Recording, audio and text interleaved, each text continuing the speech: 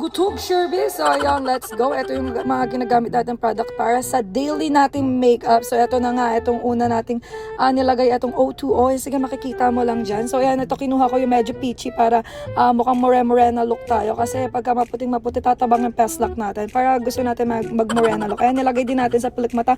At ayan, nilagay, ba't andito na tayo sa may agad, ay, nakakainis naman. Pero ayan, yung mga pinangkukonceal ng mga sumpa natin. Natanggal natin yung sumpa para hindi tayo mga chismis. Ayan, ayaw ng chismis. Ayan, nilagay natin sa mga pimple marks. Ayan, ginagamit natin. Makikita nyo dyan sa ating yellow basket. Ano nyo, ayan, binlend ko na. Ang bilis kasi, napapressure ako magsalita. Hindi ko to usually ginagawa, nagbo-voice over. Pero ayan, blend ko lang sa pesla ko. Feeling pa cute ako. Tapos nilagyan ko ng powder na sa lips ko. Naglagay nga rin pala ako kung ano yung nilagay ko sa pisngi ko, saka sa mata ko. Ay, yun din yung ginamit ko sa lips ko, okay? So, ayan na, sumunod natin na itong O2O din. Yes. Sponsored ba to? Hindi to sponsored, guys. Nagustuhan ko lang din talaga. Ayan yung first